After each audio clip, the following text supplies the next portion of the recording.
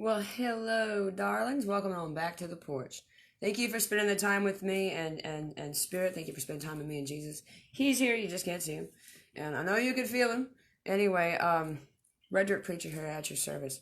So hopefully you just caught the message that I gave you called Spiritual Meteorology. It was about Pearl Harbor and how we're going to relive that. If you haven't seen it, do check it out. Share with your friends. This video, I'm going to do the Lord justice here, and I'm going to do him honor as being his woman and his lady and his prophet and his disciple and his dirty old kid. And what this video is going to do is I'm going to write John Deere Green on the water tower. I'm going to show you just how proud I am of my dad and show you just where he is with me. So this video is I'm going to show you how, I'm going to verbally walk you through the little rabbit hole that Jesus took me on and how I got to the message I just gave you about Pearl Harbor. So let's have fun. You guys know you guys understand what resonant frequency is. You understand that you see something and you keep seeing it and you keep seeing it and then you accidentally say it, your neighbor says it. Come on now, we're learning this. Resonant frequency. So I noticed on Facebook about 3 weeks ago that I kept seeing the arrows that fly by the day. Kept seeing it. In fact, somebody had a meme for it, and I think by the time I found the meme, it was like the third time I'd seen it and I heard it. So I told Jesus, all right, I'm listening. What is that about? Before I go look that up, you tell me. What is that about? The arrows that fly during the day. So I typed in, I got arrows, obviously, arrows. The meme I saw was actually an archer with a lit arrow, and then it said, don't fear the arrow that flies during the day. So that's what I saw on Facebook about 3 weeks ago, and what triggered me to ask God, what is that? And why do I keep, this is like the third time, that's a very specific message. You're not saying hamburgers. You're not saying math. You're saying arrows that fly during the day. Why do I keep seeing it? Let's take a walk. Where do you want to go? So immediately, God told me to go ahead, look it up. Flying arrows, fiery arrows. So I looked up fire arrow. The first thing that came up in Wikipedia was this. The fire arrows were first reported to have been used by Southern Wu in 904 during the siege of a town that Eleni is not going to chain. All right, I'm not going to pronounce right. In 969, gunpowder propelled rocket arrows were invented by a couple of other people I can't pronounce, but they're at the time were the top of their games, engineers and science, and they were coming up with these gunpowder propelled rocket arrows. In 975, the state of Wu sent to the Song dynasty a unit of soldiers skilled in the handling of fire arrows. Okay, in the same year, the Song used fire arrows to destroy a fleet. Okay, China and Japanese went to war, I think, in the year 900, and 14th century, guys. So check this out: fire arrow. When who invented the flaming arrow? Arrows attached. Okay, fire arrows with rockets attached were invented by the Chinese during the Song dynasty.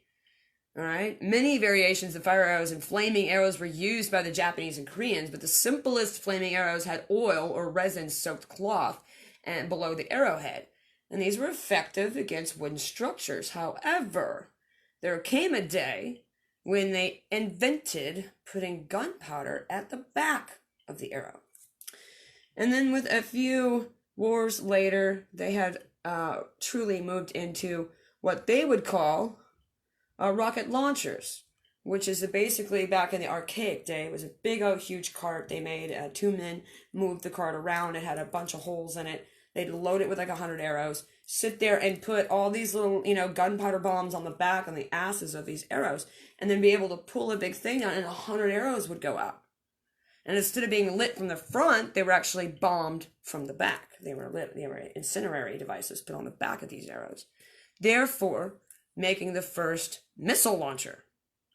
Now, how in the hell did Laney Layman from dumbass Oklahoma figure that out? Did I remember studying the Song dynasty in 904? Nope. Jesus teaches over here at my desk. So he's the one that took the meme and got me to ask, where are we going? He said, type in fire arrow. That's what you see in the meme in the picture. Do not fear the arrow that flies by day. Go ahead. Go Google fire arrow. See what you get. This is what I landed on. And reading that, I understand, oh, okay, missiles, lots of missiles. And then he told me to go to the dictionary, to Webster, and type in arrow, which I'll do here in front of me. I got a computer right over here. So I'm going to type in arrow. And just for fun, we're going to see what Wikipedia has to say about that, or Webster.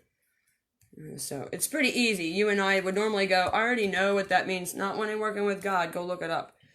There's always something there. Arrow, if you look it up in Webster Dictionary on the computer, arrow. Number 1, a missile shot from a bow and usually having a slender shaft, a pointed head, feathers at the butt. Okay, cool. Something shaped like an arrow. Okay, marked on a map, da-da-da-da. But you heard it. What'd they say? Number 1, arrow is a what? A missile. Shot from a bow. All right, well, I live in modern day, so I'm going to go, that's a missile with a bomb attached to the back. We have upgraded fire arrows into missiles. Okay? When I realized this, then God had me go ahead and get on that right here on the Google, clear it again. Now type in arrow, the word. Now you see how I'm getting this? You see how I'm piecing this together? I'm walking you down the exact same path Jesus did. From the Facebook meme that says, the arrow that flies by day. Why am I seeing that 3 times? What do you mean? Well, what do you see on there, Lainey? Arrows. During the day, they'd have to be on fire for me to see them. Type in fire arrow. Wow, the Song Dynasty. Oh, looky there. That's a missile launcher, basically, an archaic one. So now you know that arrows are missiles. Yes, I do. Go ahead, Lainey. Type in arrow and type in... Learn the definition. Oh, it means missile. That's true. So I'm going to type in arrow missile because that's what I'm leading to, and that's what I did the first time. And when you type in arrow missile, and I'm showing you the breadcrumbs. I'm showing you how I got there. When you type in arrow missile, the first thing you get is, check it out, crowd. I mean, good luck with the screen, but you get it. What is that? Arrow. It's a missile. And then it's Israel. Israel's missiles. Oh, no, really? That's right? I swallowed real big at that point. So the Arrow program was launched, for the Israel missile defense. And I was like, wow, I didn't know that either. So how in the hell a girl from Oklahoma figured this all out? And I didn't even leave my house to go to the library. I looked up 4 things, and I've already gotten this much. That fire arrows are missiles, and missiles are fire arrows, and now that equates in an Israeli missile, which is an arrow. And did they not just get done flowing those around? So I was like, oh, okay, I get it. That is our do not fear the arrows during the day. Don't fear the missiles coming over your head during the daytime. That sounds like war, kids. Don't fear the war that's coming. So, I had yet at this time to actually crack my Bible. But I knew that do not fear the arrows that fly during the day was in the Bible. I didn't know where. So I went to look it up because that was the next piece of obedience God told me. Once we shut the computer off, he said, go take to the real Bible. Don't look up in the computer. Go take to the living word. And find in there where I said, don't fear the arrows that fly during the day. Well, I had to cheat a little bit because I don't know where they are. So I kind of used the computer and realized that was Psalms 91. So then I went ahead and got my good book. And I pulled into Psalms 91 like I stole the truck. When I pulled into Psalms 91, I about fell out of my chair again because it starts out, he who dwells in the shelter of the Most High will rest in the shadow of the Almighty. I will say of the Lord, he is my refuge and my fortress. Now right there, Lainey from Oklahoma was like, I don't read the Bible. But I remember that one. That's one of the popular ones. Read that again. He is my refuge and my fortress, my God in whom I trust. Yeah, I heard that. In fact, I've seen that on billboards. Is that where that is? Psalm 91. Now I know that. See how I learned the Bible walking it out? Do not judge me for not reading the Bible. I'm reading it now. We're holding it now. So God said, read Psalm 91. And I did to myself in the bed. I read it. He who dwells in the shelter of the Most High will rest in the shadow of the Almighty. I will say, so I did find the verse where he talks about arrows. He just gave me all that knowledge about arrows, and now he's telling me to go find it in the book and read everything around it. And when I'm reading everything around it, I'm in Psalm 91. That's where you're going to find. Psalm 91:5 is where it actually says, do not fear the arrow that flies during the day. So I recognize I got the right spot in the Bible. But God said to go read everything around it. Well, it actually is in Psalm 91. It starts in Psalm 91. See right here in my Bible, Psalm 91. But what I was looking for was right here. Don't fear the arrow that flies during the day. Well, since I found it, bullseye, I need to read it. I need to read Psalm 91. So let me read it to you, and We're just walking through the same thing I walked through the day. This is how I get prophetic word. So now I'm sitting in my bed and I'm like, wow, this is Moses' prayer. The prayer of Moses. Okay, that's where this is. Wow. So that's where you're going to find the very popular Jesus verse, that he is my refuge, my fortress, my God in whom I trust. You're going to find it in Psalm 91:2. Well, that's funny, because that's right where I parked this truck. That's where Jesus told me to go. You know, wow, that's a popular one. And there's two popular ones in here. You know, he is my refuge and my fortress, my God in whom I trust, and don't fear the arrows that fly during the day. All of them in Psalm 91. Let's get there. Drive your cars. Come on. So let's finish reading it. He who dwells in the shelter of the Most High will rest in the shadow of the Almighty. I will say of the Lord, he is my refuge and my fortress, my God in whom I trust. Surely he will save you from the fowler's snare and from the deadly pestilence. He will cover you with his feathers, and under his wings you will find refuge. His faithfulness will be your shield and your rampart. Here we go, kids. Here comes. You will not fear the terror of the night, nor the arrow that flies by the day. What was that?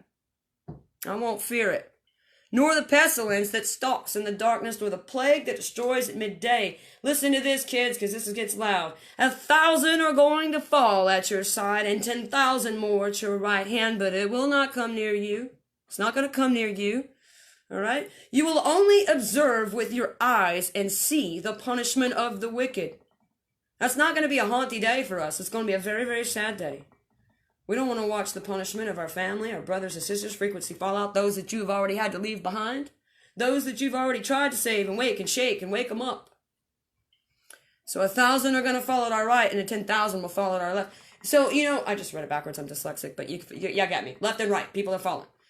So what I brought to you in the message prior, when I brought you Pearl Harbor message, that's one of the things I said. A lot of our brethren are going to fall right in front of us. Stupidity and naiveness is going to kill a lot of us, because we don't know how to feed ourselves. We don't know how to survive. We don't know how to eat food that's not going to kill us. We just don't know. We're a dumb society. Sorry. So stupidity is going to kill a lot of us at one hand. And on the other hand, selfishness is going to kill a lot of us and be victims of selfishness as we go through this birthing canal together, as we choke through the eye of the needle together. And the only people that are coming out of this at the end is going to be those of us who understand that we are we. It's not about me, mine, and ours, nor me, and mine. It's about we. Some rivers are so damn big, you're not crossing them unless we link up hand in hand. That's the only damn way we're going to get across to it. And the racial river taught us that. It's teaching us that. The racial river has definitely taught us. There's a river you're not going to get across unless you all join hands. That's why some rivers we haven't crossed yet. Still standing at the banks of them. So, 1,000 may fall at your side, 10,000 at your right hand, but it will not come near you. Hear me, crowd. You will not. You will only observe with your eyes and see the punishment of the wicked. Turn the page. Finish up Psalm 91, Laney, because God told you to. If you make the Most High your dwelling, even the Lord, who is my refuge, then no harm will befall you. No disaster will come near your tent. Pray over your house. Just like they did back then when the Spirit fell on the land to kill, the firstborns were gone. They marked their doorways. Mark your house. Mark your house. Have a water line. Mark your house. You'll be fine. For he will command his angels concerning you to guard you in all your ways. They will lift you up in their hands so that you will not strike your foot against a stone. You will tread upon the lion and the cobra. Ooh, yay, that looks like fun. Can I get insurance for that? Did you hear me, crowd? The lion and the cobra. Both of those here in our zoo mean to take your life. You want to climb in a cage with one? I don't think so. God says here we're going to tread on the top of him. What is it? What tread? Like just lightly, just treading along, having a merry good time. We're going to tread on top of lions and cobras. And we will trample the great lion and the serpent. Because he loves me, says the Lord, I will rescue him, I'll protect him, and he acknowledges my name. He will call upon me, and I will answer him, and I'll be with him in trouble, and I will deliver him and honor him. With long life will I satisfy him and show him my salvation. Psalm 91. So I brought that. Pain, my belly hurts. I got a hernia, man. Getting old sucks. I brought you that message because I wanted to continue to show you how I ended up with holding Pearl Harbor in my hand. It's the last video I just gave you guys. I don't make the shit up. I get walked into it. Divinely so. How the hell did I just learn about the Song Dynasty and fire arrows and understanding that the modern day, that means missiles. And that does exist in our world. And then you go to the Bible and you see that, and you see that he's my, he's my refuge, my fortress. You're reminded of that. You're reminded of not to fear what's going to be coming, which is arrows in the middle of the day. Up and over our head like a little rainbow we don't want to see. A little fire rainbow. Uh-oh, run. Hold tight to grace and know who you are in God, and he has your tent. He's got you. Got you, boo. He's got you, boo. So, like I said, pray on everything that I bring you, but hopefully this message was to show you who God is. Like if I could lean over, like y'all see him. You see him working through me. This is what he does behind the scenes, right before I bring you messages. He teaches, he pushes. So I didn't leave my bedroom, but I got a wealth of knowledge because I got it from him. Duh. So I love you. I'm just good looking out. Mwah. I'll see you guys in a little bit because, like I said, I'm gonna let my belly rest a little bit, but I've got more on my heart to tell you. I bumped my shopping cart today into some people from my past, and boy, that brought lessons. And beyond that, you take a really, a higher view, and you look down at what I dealt with today, and there's a great sermon laying in it. There's a great parable. There's some greatness there. So I'll work that out and get that to you guys soon because it's great mana as well. So that's it for now. Much love, and thank you for supporting the porch, and share with your friends if you like. It helps God's message get through, and stay kind and stay out of your mind.